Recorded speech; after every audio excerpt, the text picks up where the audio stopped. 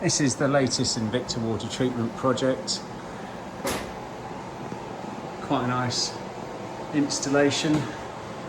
And what it does, this one takes the borehole water and it fills the tank here. Usual cone-based design.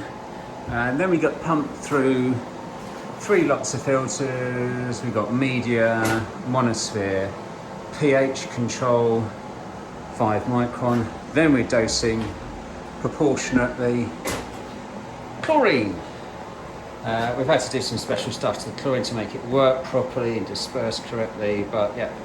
And then when the water has filled an outside tank, here, nice big 5,000 litre tank, has automatic mains backup with Cat 5, obviously. It comes back in through the wall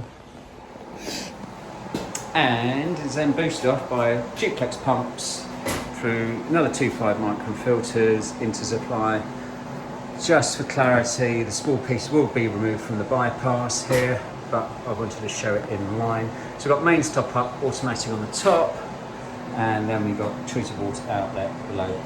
The brownness of these filters, down to mains water, not the borehole water, it turns out. Built our own little panel here, so we've got manual override switches, so we can turn valves on and off for commissioning.